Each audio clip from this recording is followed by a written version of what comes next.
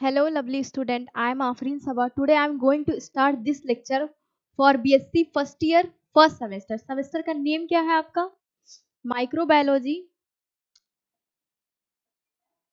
And plant pathology. First of all, I will discuss about microbiology.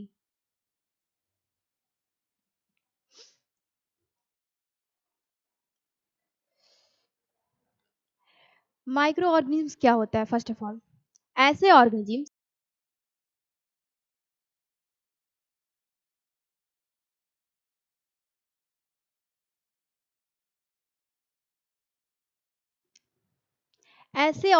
Jin organism क्या होता है? हमारे जो यूनिवर्स में जितनी भी लिविंग चीजें हैं, जितनी भी जिंदा चीजें हैं, उन्हें हम क्या कहते हैं? ऑर्गेनिजम्स कहते हैं. क्या कहते हैं? ऑर्गेनिजम्स कहते हैं. चाहे वो एक सेल से बनी हो, यूनिसेलुलर हो, चाहे बहुत सारी सेल से बनी हो, उसे हम क्या नेम देते हैं? ऑर्गेनिजम्स देते हैं. तो माइक्रो ऑर्गेनिजम्स क्या होगा? ऐसी ऑर्गेनिजम्स जिन्हें हम नेक्ड आइज से, मतलब हमारी जो नेचुरल आई है, ब्यूटीफुल सी, उसे हम नहीं देख सकते हैं, उसे हम क्या कहेंगे? माइक्रो ऑर्गेनिजम्स कहेंगे. उसके लिए हमें क्या? माइक्रोस्कोप की आवश्यकता होती है. ऐसे ऑर्गेनिजम्स जिन्हें हम सिर्फ और सिर्फ माइक्रोस्कोप से देख सकते हैं, उसे हम क्या कहेंगे? माइक्रो ऑर्गेनिजम्स कहेंगे. उन्हें हम अपनी नेचुरल आई से, नेक्ड आई से नहीं देख सकते हैं, उसे हम क्या कहेंगे? माइक्रो ऑर्गेनिजम्स कहेंगे. और जिस ब्रांच में डिटेल स्टडी किया जाता है माइक्रो ऑर्गेनिजम्स के बारे में, कि माइक्रो ऑर्गेनिजम्स करते क्या हैं, खाना क्या खाते हैं, सांस कैसे लेते हैं, उनके फ्रेंड्स कौन कौन से हैं, मतलब उनकी फैमिली मेंबर कौन कौन से हैं, समझा रहे हैं? तो फैमिली मेंबर कौन कौन से हैं, मतलब कि उनको कितने पार्ट्स में डिवाइड कर दिया गया है. उस जिस ब्रांच में हम इसके बारे में स्टडी करेंगे, उसे हम क्या कहेंगे? माइक्रोबायोलॉजी कहेंगे. ठीक है, let's proceed on next topic.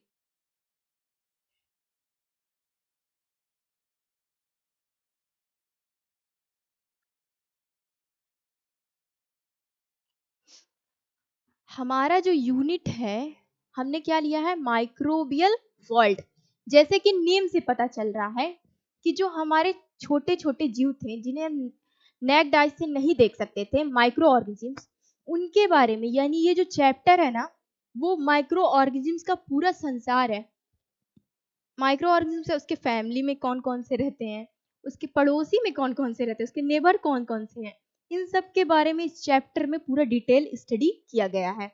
इस चैप्टर में पूरा डिटेल बताया गया है कि वो क्या खाते हैं, कैसे सांस लेते हैं, एक सेल में कैसे डाइजेशन कर रहे हैं, कैसे रिस्पायरेशन कर रहे हैं, कैसे वो चल रहे हैं, कैसे लोकोमोशन कर रहे हैं, इन सब के बारे में इस चैप्टर में बताया गया है. इसलिए इसका नाम क्या रख दिया गया है? Microbial world. यानी माइक्रो ऑर्गेनिजम्स के बारे में ये चैप्टर बता रहा है, इसलिए इस चैप्टर का नेम क्या है? Microbial world. ठीक है, तो इस चैप्टर में हम किसके बारे में पढ़ेंगे? सेल के बारे में पढ़ेंगे. Prokaryotic cell, eukaryotic cell, positive bacteria, gram positive bacteria, gram negative bacteria, फिर इनके फ्रेंड्स वायरस, या फिर फ्रेंड्स नहीं, दुश्मन कह लो, या फिर बैक्टीरियोफेज, फिर वायराइड्स, फिर लाइसोजेनिक एंड लाइटिक साइकिल. ठीक है, इन सब के बारे में पूरा डिटेल स्टडी करेंगे इस चैप्टर में. ये सारे टॉपिक इस चैप्टर के अंदर आते हैं. तो हम फर्स्ट टॉपिक लेते हैं, सेल स्ट्रक्चर. किस चीज का सेल स्ट्रक्चर? प्रोकैरियोटिक और eukaryotic cell structure. Prokaryotic cell structure and eukaryotic cell structure. तो सेल स्ट्रक्चर से पहले हम सेल के बारे में जान लेते हैं कि व्हाट इज सेल.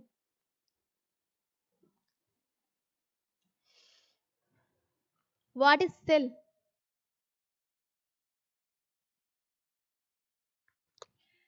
हमारे इर्द गिर्द जितनी भी जिंदा चीजें दिख रही हैं इस यूनिवर्स में, हमारे इर्द गिर्द जितनी भी जिंदा चीजें दिख रही हैं, वो सब छोटे छोटे पार्टिकल से, छोटे छोटे स्ट्रक्चर से बनी हुई है. उसी को हम क्या कहते हैं? सेल कहते हैं.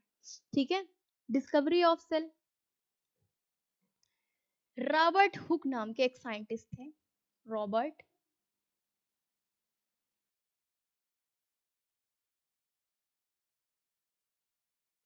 हुक नेम के एक साइंटिस्ट है, 1665 की बात है।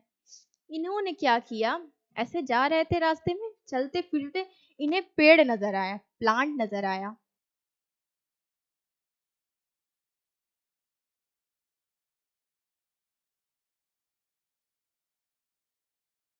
प्लांट नजर आया।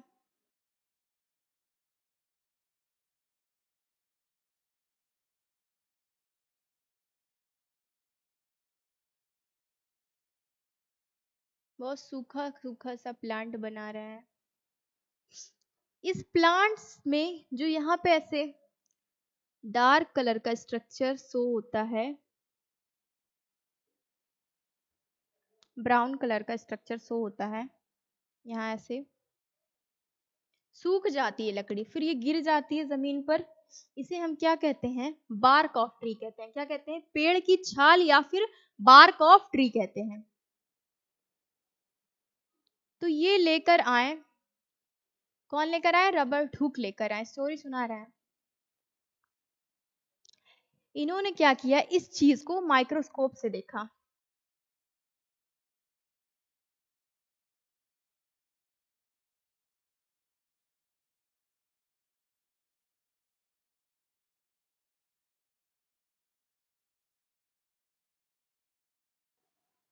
माइक्रोस्कोप से देखा तो इन्हें ऐसा कुछ छोटा छोटा सा, प्यारा प्यारा सा, छोटा छोटा प्यारा प्यारा सा, ब्यूटीफुल सा एक स्ट्रक्चर शो हो रहा था, जिसे इन्होंने क्या नेम मेंशन किया, सेलुला नेम दिया। क्या नाम दिया, सेलुला। तो ये सेलुला क्या होता है, सेलुला एक लैटिन वर्ड है। कैसा वर्ड है, लैटिन वर्ड। ये लैटिन वर्ड क्या होता है, जैसे हमारी कंट्री में हिंदी भाषा का यूज किया जाता है, वैसे ही क्या इटली में लैटिन लैंग्वेज का यूज किया जाता है। तो ये लैटिन लैंग्वेज आई कहां से, थोड़ा सा एक्स्ट्रा सीख लेते हैं। तो लैटिन लैंग्वेज कहां से आई, इटली में कुछ आदिवासी समूह के लोग रहते थे। वहां पे एक लैटियम नाम का डिस्ट्रिक्ट था।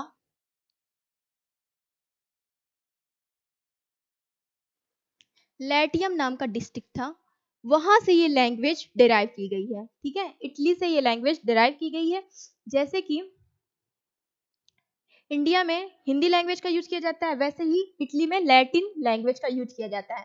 तो लैटिन लैंग्वेज में सेलुला का मीन्स क्या होता है, इंडिया के अकॉर्डिंग, हिंदी में या फिर इंग्लिश में बात कर ली जाए, स्मॉल कंपार्टमेंट। ये हमारा लैटिन वर्ड है।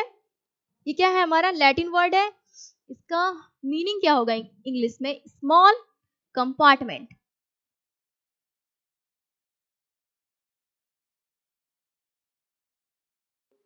Small compartment, small compartment means एक छोटा सा रूम।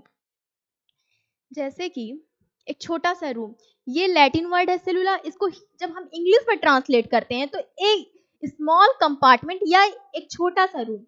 जैसे कि छोटे छोटे रूम्स इकट्ठा होकर के पूरे हाउस का फॉर्मेशन कर देते हैं, पूरे भवन का निर्माण कर देते हैं, वैसे ही क्या हमारे बॉडी में छोटी छोटी कोशिकाएं, छोटी छोटी सेल्स हमारी बॉडी में कलेक्ट होकर के पूरे होल बॉडी का फॉर्मेशन कर देती है। ठीक है, बेसिक चीजें आपको पता ही होगी। ये सेल है, यहाँ से, ठीक है, you can take a screenshot.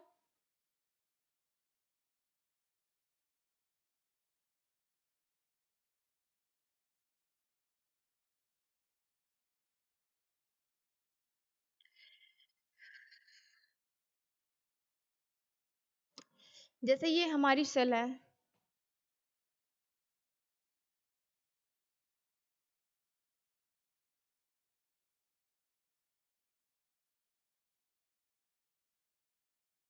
ये हमारी छोटा छोटा सा सेल है।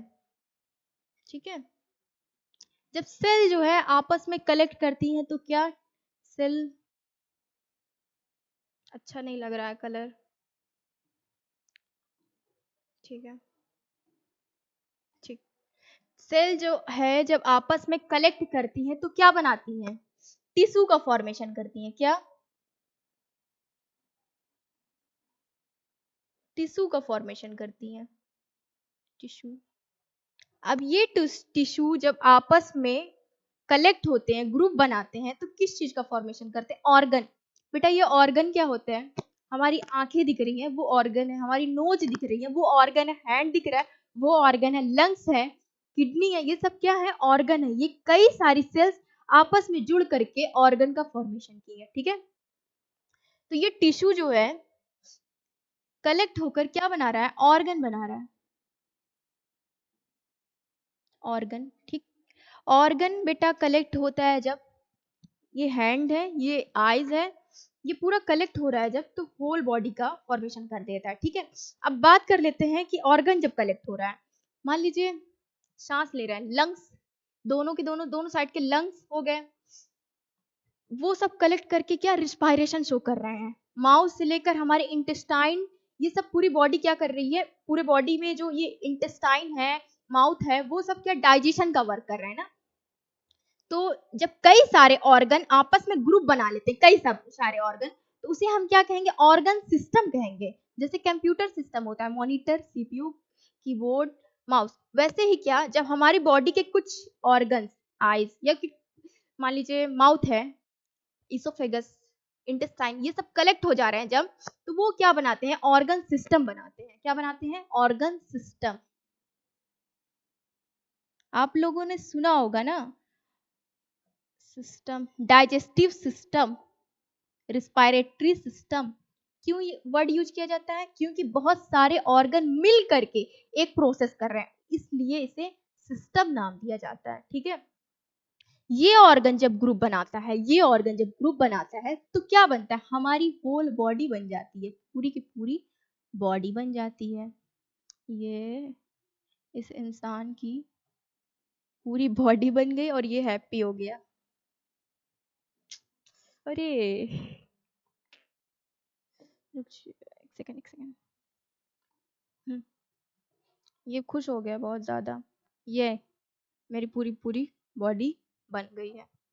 ठीक है,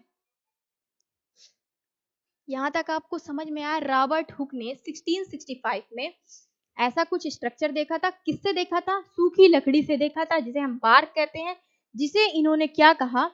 स्मॉल कंपार्टमेंट, सेलुला नाम दिया, जिसका मतलब क्या होता है? ए स्मॉल कंपार्टमेंट, एक छोटा कमरा, एक छोटा सा रूम। कई छोटे रूम मिलकर के क्या हमारे पूरे पूरे हाउस का फॉर्मेशन करते हैं।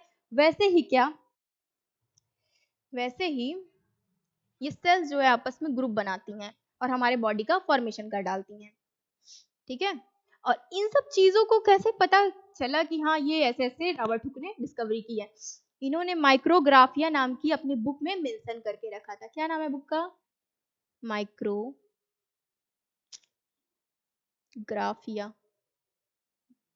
बुक का नेम राइट डाउन, राइट कर लो आप लोग प्लीज। बेटा स्क्रीनशॉट ले लो, बहुत इंपॉर्टेंट टर्म चल रहा है। ठीक है, let's proceed our next topic. No नहीं नहीं नहीं, एक सेकेंड, अभी इसमें कुछ बचा है। ये तो फर्स्ट साइंटिस्ट है ना, इनका नेम देखो, रॉबर्ट, सॉरी सॉरी, रॉबर्ट लिखना था, रॉबर्ट हुक है। ठीक है, जैसे नेम से ही पता चल रहा है ये बहुत रूखे सूखे से दिख रहे हैं, और पेड़ से सूखी लकड़ी लिए थे, ये नीचे गिरी हुई लिए थे, फर्श पे गिर गई थी तब लिए थे। यानी इन्होंने क्या? नॉन लिविंग सेल की डिस्कवरी की। किसकी? नॉन लिविंग सेल की, नॉन लिविंग सेल,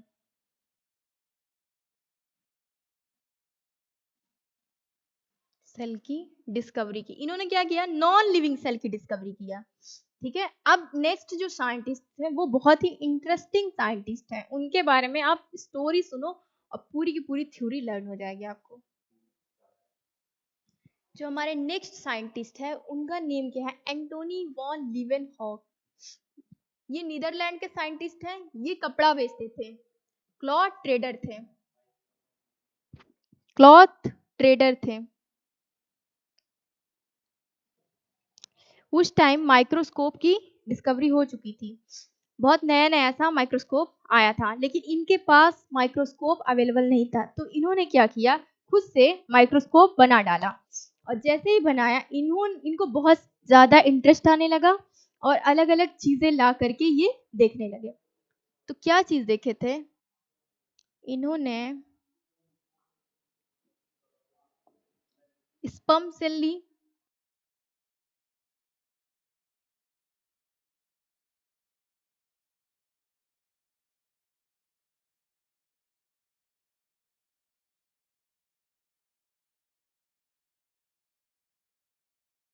सेल ली और माइक्रोस्कोप से देखा तो इन्हें इस पर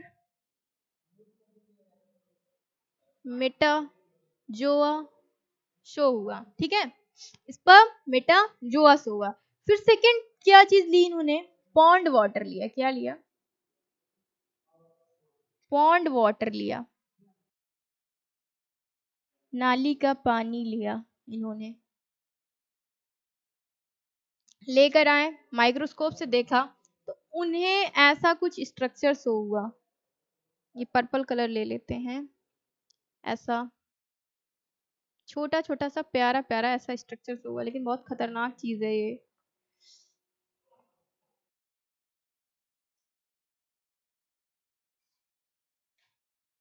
ठीक है, ऐसा कुछ स्ट्रक्चर शो हुआ। तब तक ये नहीं बताया गया था कि ये बैक्टीरिया है, बाद में इसका बैक्टीरिया नामांकरण हुआ। इन्होंने जब ऐसी चीजें देखी ना, तो ये जिंदा चीजें थी, इन्होंने इसका नेम क्या दिया, एनिमल क्यूल नेम मेंशन रखा। क्या दिया, एनिमल क्यूल, एनिमल क्यूल नाम रखा। ये बहुत इंपॉर्टेंट टर्म है, नोट डाउन कर लो आप लोग। ठीक है, एनिमल क्यूल नेम रखा। बाद में बेटा ये बैक्टीरिया के नाम से जाने जाने लगा। ठीक है, और ये प्रोटोजोआ,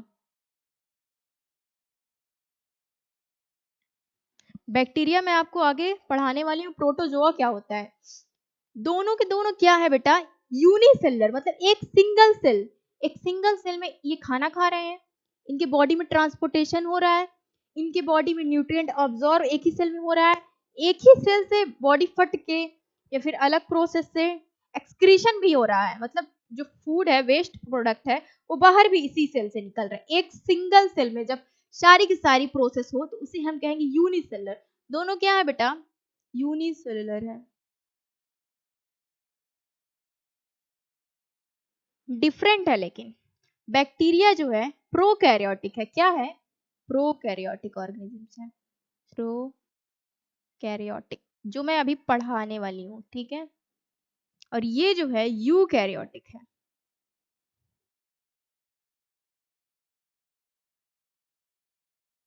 इस पे ध्यान ना दो आप, क्योंकि ये आगे चलने वाला है, prokaryotic cell and eukaryotic cell.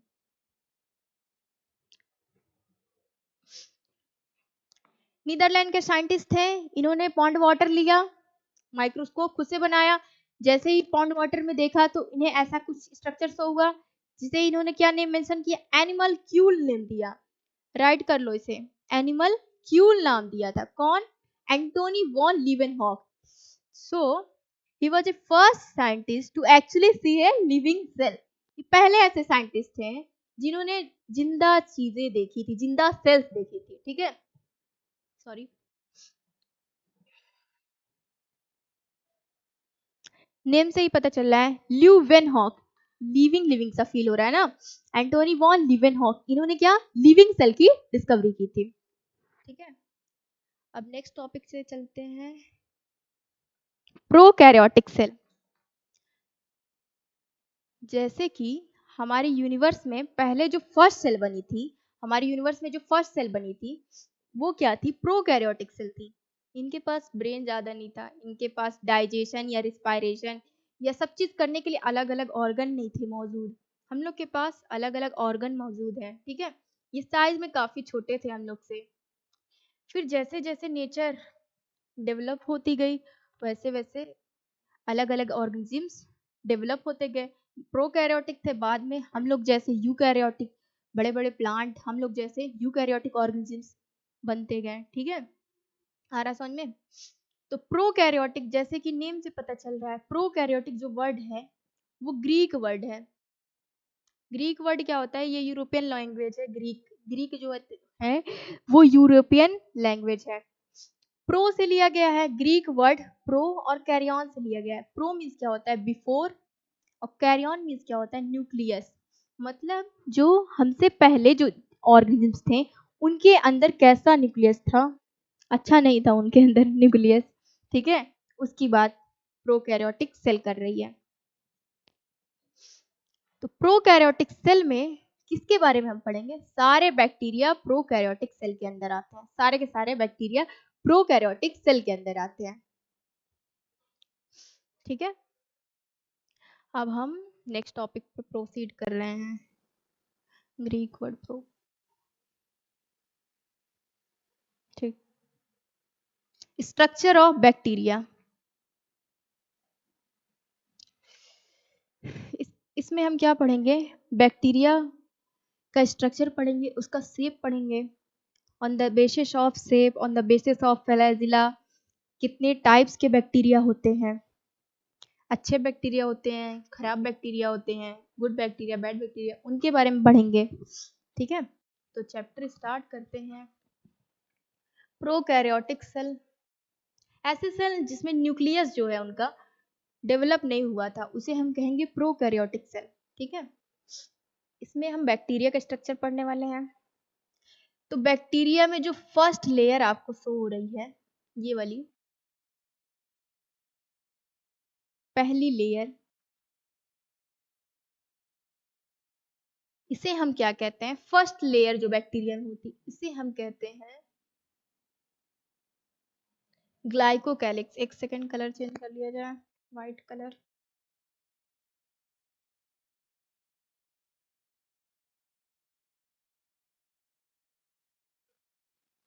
Glycocalyx.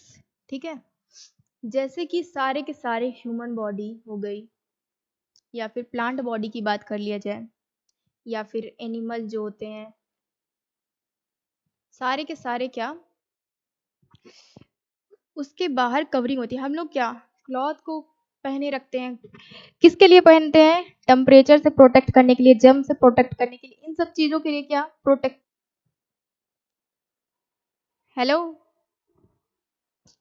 Protection के लिए क्या पहने रहते हैं। ठीक है, तो ऐसे ही क्या बैक्टीरिया की जो बॉडी है वो भी प्रोटेक्टिव कवरिंग चढ़ाई रहती है, जिसे हम कहते हैं ग्लाइकोकैलिक्स। ये किस चीज की बनी होती है? Protein, teen plus पॉलीसेचेराइड।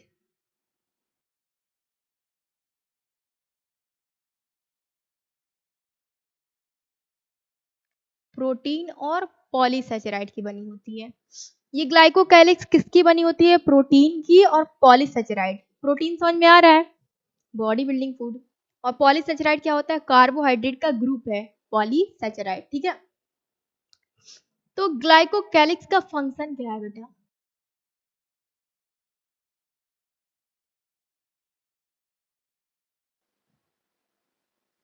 ये क्या करता है? प्रोटेक्शन करता है अगेंस्ट टेम्परेचर से। किससे? टेम्परेचर से प्रोटेक्ट करता है। मान लो जो बैक्टीरिया है वो बहुत ज्यादा हाई टेम्परेचर में चला गया, 90 डिग्री टेम्परेचर में चला गया, तो क्या होगा? अब इसके पास तो पानी है नहीं, सूखा है वहां पे टोटल।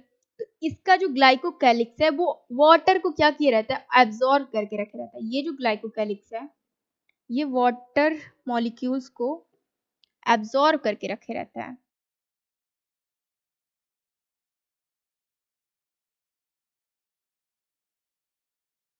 बाद में ये इसे प्रोवाइड कर देता है ताकि इसकी सेल जिंदा रहे। ठीक है, इसका मेन फंक्शन क्या है? Protection against temperature.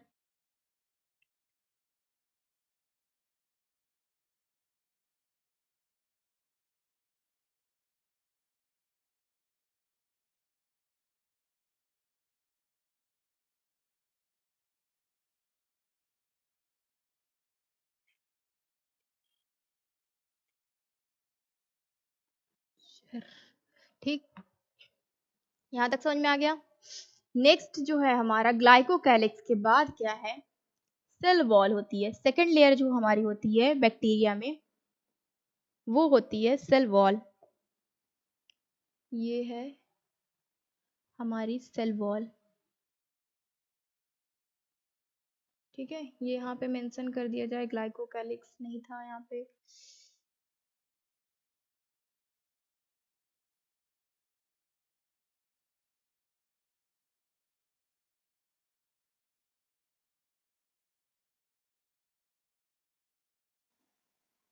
ये हमारी है सेल वॉल। सेकेंड जो हमारा टॉपिक है वो क्या है, सेल वॉल।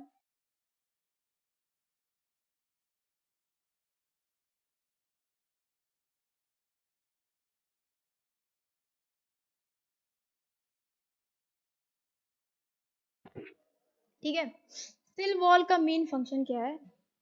सेल वॉल जैसे कि वॉल, वॉल का मेन फंक्शन क्या होता है, रूम की वॉल जो होती है वो रूम को क्या शेप स्ट्रक्चर देती है, स्ट्रक्चर और रिजिडिटी एंड प्रोटेक्शन देती है। सेल वॉल ना, सॉरी, वॉल अगर नहीं रहती तो हमें धूप लगती, ठीक है, टेम्परेचर से भी प्रोटेक्ट कर रही है, और क्या, ये जो हमारा रूम है उसे एक शेप भी देती है। तो सेल वॉल जो होती है इसका मेन फंक्शन क्या है,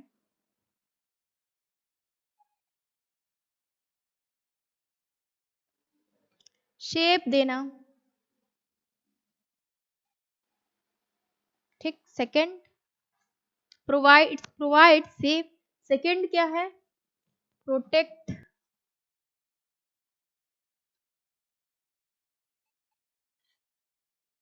टेम्परेचर फ्रॉम, सॉरी, प्रोटेक्ट, ओहो,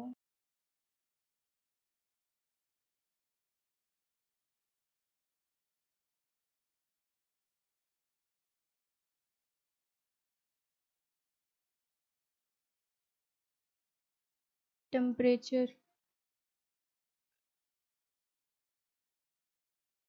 टेम्परेचर से, ठीक, रिजिडिटी प्रदान करती है, रिजिडिटी प्रोवाइड करती है।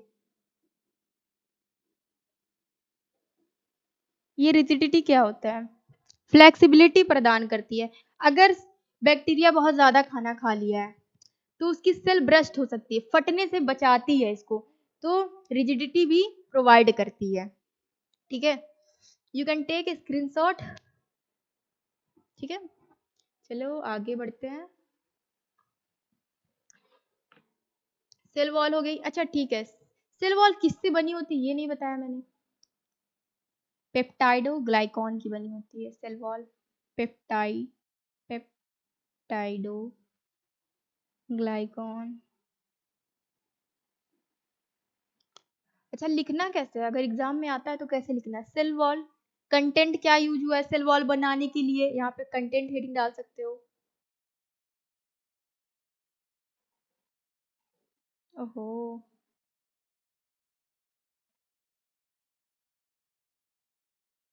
कंपोनेंट हेडिंग डाल सकते हो। ठीक है, यहाँ पे भी कंपोनेंट हेडिंग डाल सकते हो।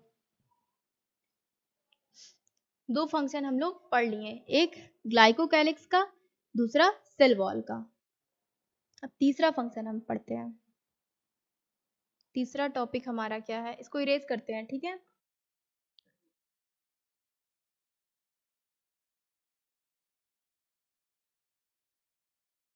बहुत टाइम लग जाएगा।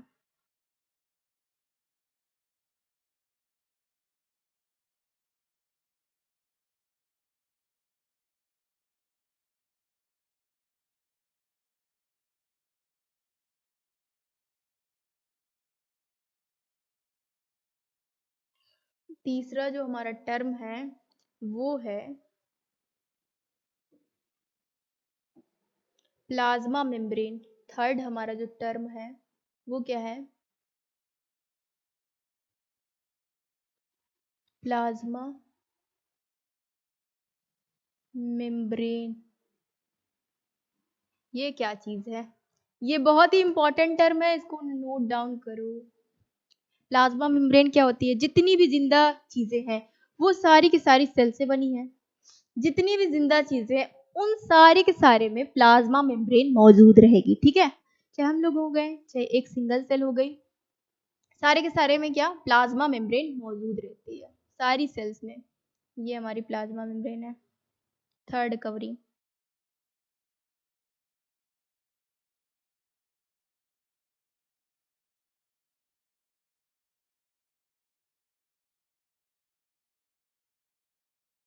ठीक है, प्लाज्मा मेम्ब्रेन ये किस चीज से बनी होती है बेटा?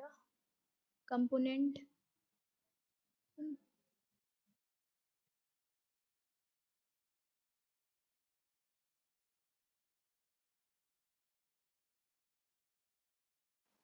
ये बनी रहती है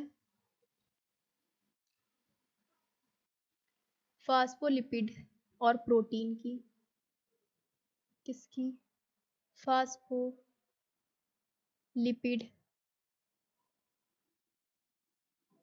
प्लस प्रोटीन, दो चीज से मिलकर के ये बनी होती है। चाहे वो हम लोग हो गए, हम लोग की बॉडी हो गई, चाहे प्लांट बॉडी हो गई, चाहे अमीबा की बॉडी हो गई, चाहे यूनिसेलुलर ऑर्गेनिज्म हो गया, प्रोटोजोआ हो गया, चाहे बैक्टीरिया हो गया, सभी के सभी में क्या इसका कंपोनेंट सिमिलर रहेगा। ये फास्फोलिपिड और प्रोटीन की ही बनी रहेगी। ठीक है, तो इसका मेन फंक्शन क्या है? ये फास्फोलिपिड और प्रोटीन की बनी रहती है। यहां तक तो आपको समझ में आ गया फंक्शन क्या है इसका। नेचर ने जो चीजें बनाई हैं उसका अलग अलग फंक्शन है।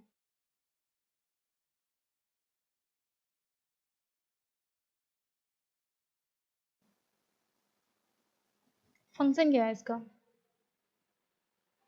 ये क्या कर रही है? ट्रांसपोर्टेशन करती है न्यूट्रिएंट का। समझाते हैं।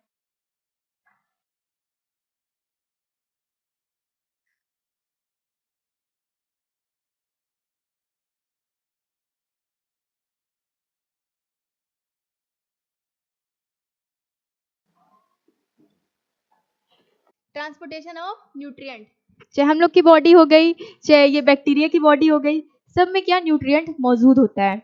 जैसे कि चाय छन्नी होती है, उसमें जब चाय छानते हैं, सर्व करते हैं, तो लार्ज मॉलिक्यूल चाय छन्नी में रह जाते हैं। वैसे ही क्या ये एक तरीके की छन्नी है जो सेल बॉडी के अंदर बड़े बड़े मॉलिक्यूल्स को आने नहीं देती है। बस सिर्फ उसके मतलब इसके लिए जो कैपेबल है उस मॉलिक्यूल को आने देती है। मतलब लार्ज मॉलिक्यूल को सेल बॉडी के बाहर ही रहने देती है और जो इसके अकॉर्डिंग सही मॉलिक्यूल है उसके अंदर आने देती है। समझ में आ गया? तो ट्रांसपोर्टेशन ऑफ न्यूट्रिएंट, सारे के सारे न्यूट्रिएंट इसके बॉडी में प्लाज्मा मेम्ब्रेन के थ्रू जब आएंगे तो ये रोक लेगी, नहीं मैं नहीं जाने दूंगी। जो इसको अच्छा लगेगा कि हाँ तू सही है, तू जा सकता है, तो इसको जाने देगी। आ रहा समझ में? Transportation of nutrient. ठीक है, अब चौथा जो हमारा टॉपिक है वो है साइटोप्लाज्म।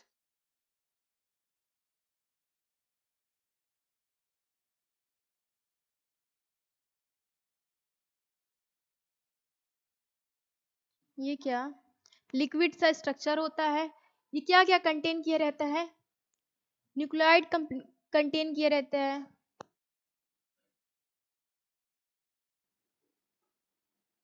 ठीक, फिर क्या कंटेन किया रहता है?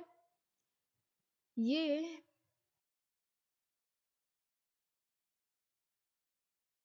ग्लाइकोजन फास्फेट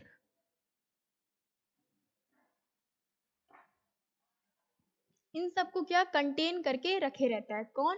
प्लाज्मा मेम्ब्रेन में, जो हमारे प्लाज्मा मेम्ब्रेन के जस्ट बाद जो साइटोप्लाज्म है वो कंटेन किया रहता है। न्यूक्लियोइड मींस जो न्यूक्लियस है, अभी मैं समझाऊंगी कि न्यूक्लियस के बॉडी में होता है जो प्रॉपर डेवलप नहीं हुआ रहता है, उसे हम न्यूक्लियोइड कहते हैं। न्यूक्लियस ना कह के क्या कहेंगे? न्यूक्लियोइड कहेंगे। ग्लाइकोजन हम लोग के बॉडी में जब हम एक्स्ट्रा कार्बोहाइड्रेट कंज्यूम कर लेते हैं तो वो ग्लाइकोजन के फॉर्म में स्टोर्ड हो जाता है। ऐसे ही क्या इसके बॉडी में जब ये एक्स्ट्रा कार्बोहाइड्रेट कंटेन कर लेता है तो वो ग्लाइकोजन के फॉर्म में स्टोर्ड हो जाता है। और कुछ फास्फोरस भी होते हैं, वो जब खाता है तो वो किस फॉर्म में, फास्फेट के फॉर्म में कंटेन कर लेता है। इन दोनों को बहुत इंपॉर्टेंट टर्म दिया गया है बेटा, इंक्लूजन बॉडी हमेशा पूछ लेता है, व्हाट इज इंक्लूजन बॉडी। तो आप क्या बताओगे, बैक्टीरिया जो कार्बोहाइड्रेट खाया हुआ है ग्लाइकोजन में के फॉर्म में स्टोर्ड है, फास्फोरस जो खाया हुआ है वो फास्फेट के फॉर्म में स्टोर्ड है, इन दोनों के फॉर्म को ही हम क्या कहते हैं, इंक्लूजन बॉडी कहते हैं। क्या कहेंगे, इंक्लूजन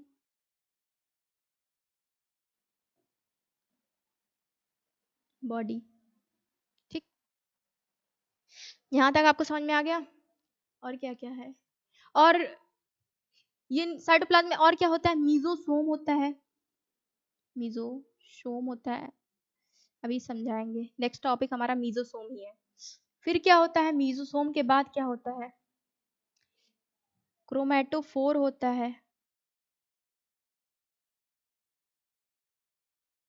फोर होता है। फिर नेक्स्ट टॉपिक हमारा क्या है, इसमें और क्या क्या रह सकते हैं, क्रोमेटोफोर हो गया, मीजोसोम हो गया,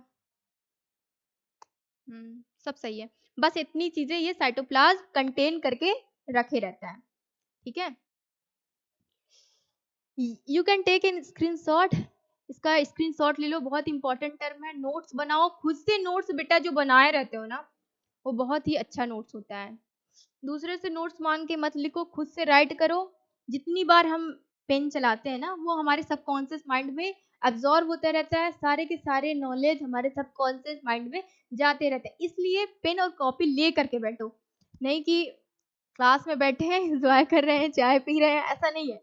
ठीक है, पेन कॉपी लेकर बैठो, अच्छे से इसका नोट्स बनाओ और एंजॉय करके पढ़ाई करो। ठीक है, अब जो इसका नेक्स्ट टॉपिक है वो है मीजोसोम। ये क्या चीज है मीजोसोम, इसको इरेज करते हैं।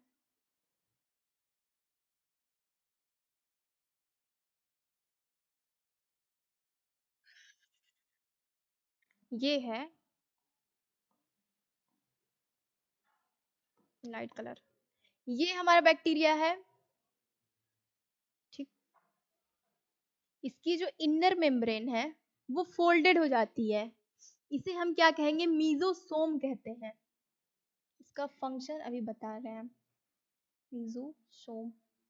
जैसे कि हम लोग की बॉडी में या प्लांट बॉडी में जितनी भी बड़े ऑर्गेनिल्स है उन सारी की सारी बॉडी में क्या होता है, माइटोकॉन्ड्रिया होती है। पहले माइटोकॉन्ड्रिया समझाते हैं हम आपको। ये स्ट्रक्चर पढ़ चुके होंगे आप लोग, क्लास 12th 10th 9th। इसे हम क्या कहते हैं, माइटोकॉन्ड्रिया कहते हैं।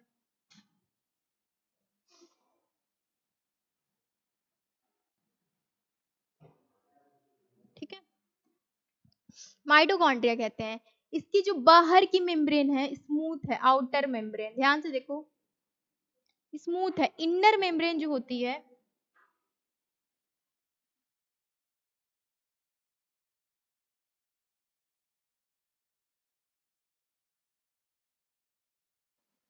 वो क्या फोल्डेड है, क्या है, फोल्डेड है। इस फोल्ड को हम क्या कहते हैं, क्रिस्टा कहते हैं।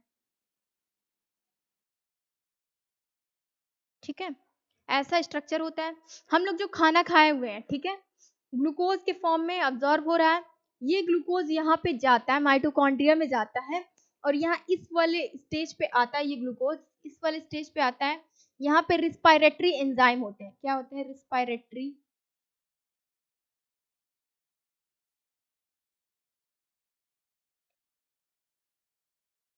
एंजाइम प्रेजेंट होते हैं। ये एंजाइम क्या करते हैं, इस ग्लूकोज को तोड़ डालते हैं, ब्रेक डाउन कर देते हैं, और हमें एटीपी मिल जाता है। जब ये ग्लूकोज टूटता है तो ढेर सारे एटीपी का फॉर्मेशन कर देता है, और इससे हमें क्या, यस, एनर्जी मिल गई, एनर्जी क्या मिल जाती है। ये तो हम लोग के बॉडी की बात हो गई। अब ये मीजोसोम की बात कर लेते हैं, ये बैक्टीरिया की बॉडी है, बेचारा एक ही सेल में सब कुछ हो रहा है, तो नेचर ने इसे थोड़ा ऐसा स्ट्रक्चर हम लोग से सिमिलर थोड़ा थोड़ा स्ट्रक्चर इसे प्रोवाइड कर दिया, जिसे हम क्या कहते हैं, मीजोसोम कहते हैं। ये मीजोसोम जो है ऐसे सेम सेम इसकी प्लाज्मा मेम्ब्रेन अंदर की तरफ फोल्डेड रहती है। ठीक है, इसको इरेज करते हैं, you can take a screenshot.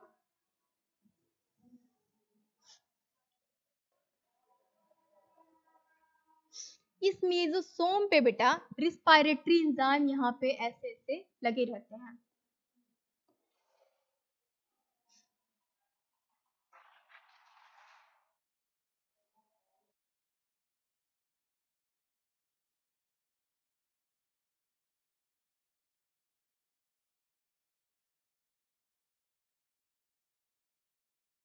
Respiratory enzyme लगे होते हैं, यहाँ पे जो ग्लूकोज आता है वो ब्रेक डाउन हो जाएगा। अब जैसे ही ब्रेक डाउन होता है तो एटीपी मिल जाता है। यानी इस मेसोसोम का मेन फंक्शन क्या है? एटीपी प्रोवाइड करना। मेसोसोम का ये जो मेसोसोम है हेल्प इन सेलुलर रिस्पायरेशन।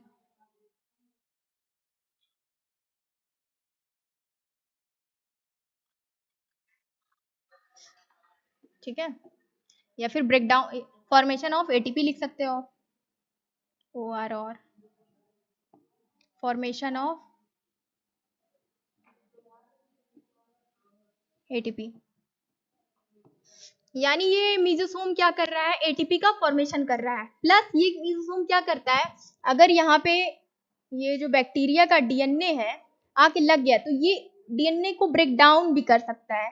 इसका सेकंड फंक्शन क्या है? Break down of chromosome. DNA को ही हम क्या कहेंगे? क्रोमोसोम कहते हैं। ब्रेक डाउन ऑफ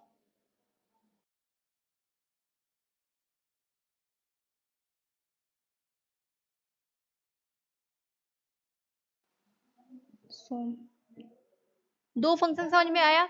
यानी मेसोसोम का मेन फर्स्ट फंक्शन क्या है कि ये फॉर्मेशन ऑफ एटीपी यानी रिस्पायरेशन में ये हेल्प करता है। सेकंड फंक्शन क्या है? Break down of chromosome. Chromosome को तोड़ने में भी इसका बहुत बड़ा योगदान है। ठीक है, मेसोसोम समझ में आ गया? स्क्रीनशॉट ले लो बेटा, जल्दी जल्दी। अब नेक्स्ट टॉपिक पे चलते हैं जल्दी से। इरेज हो जाओ।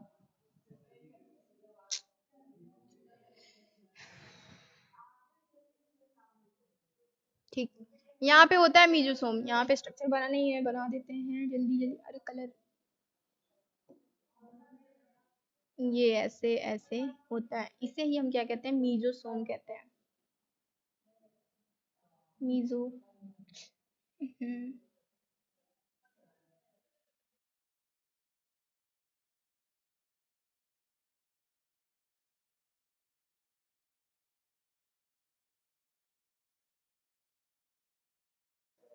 मीजोसोम कहते हैं। ठीक है, अभी इसी मीजोसोम में सेल में सेल मेम्ब्रेन या प्लाज्मा मेम्ब्रेन, सेल मेम्ब्रेन का दूसरा नेम क्या है? प्लाज्मा मेम्ब्रेन में कुछ ऐसा स्ट्रक्चर होता है। लेकिन सम बैक्टीरिया में, सारे बैक्टीरिया में ऐसा स्ट्रक्चर नहीं मौजूद होता है बेटा। कुछ बैक्टीरिया में ऐसा स्ट्रक्चर मौजूद होता है और जिसमें ग्रीन कलर के पिगमेंट्स होते हैं। ग्रीन बनाना चाहिए था मुझे।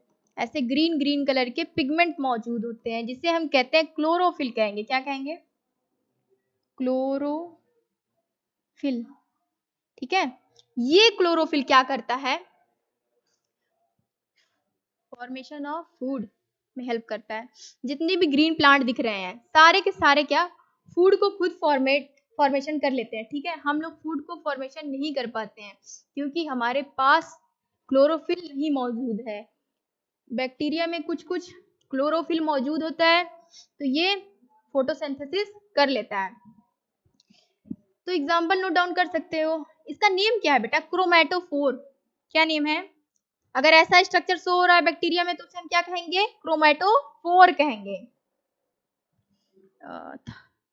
नेक्स्ट टॉपिक जो था फोर्थ था या फिफ्थ था? Fifth I think. क्रोमेटोफोर। इसमें क्या लिख सकते हो आप? It contain chlorophyll. It's contain CH plus, मतलब क्लोरोफिल कंटेन किया रहता है। फंक्शन क्या रहेगा? Formation of food. फंक्शन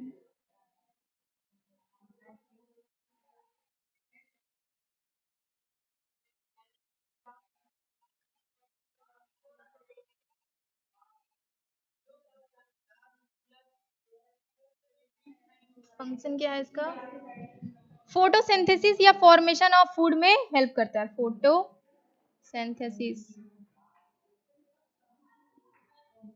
बचपन से पढ़ते आए हो। फोटोसिंथेसिस होता क्या है? Photo means light, synthesis means formation, presence of light में फूड का formation with the help of chlorophyll.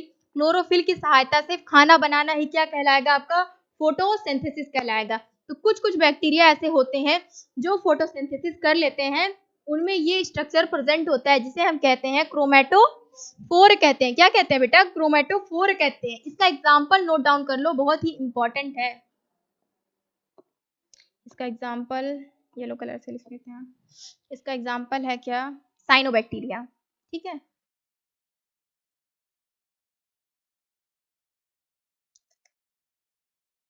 ठीक, साइनोबैक्टीरिया। अच्छा, साइनोबैक्टीरिया का दूसरा नेम क्या है? बहुत इजी है, कमेंट सेक्शन में आप लोग मेंशन करो। हाँ, क्रोमेटोफोर हो गया, सब कुछ हो गया। अब बात कर लेते हैं इसके बॉडी में सर्कुलर क्रोमोसोम प्रेजेंट होता है, बताया ना मैंने। सर्कुलर, ये दिख रहा है स्ट्रक्चर येलो येलो सा, ये ऐसे।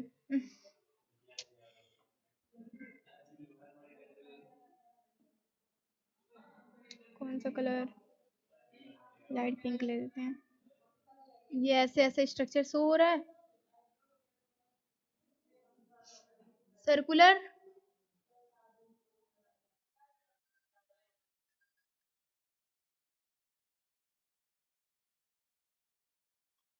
सिंगल स्टैंडर्ड डीएनए प्रेजेंट होता है। बेटा ये डीएनए क्या होता है? डीएनए का full form deoxy ribo nucleic acid होता है। डीएनए क्या होता है?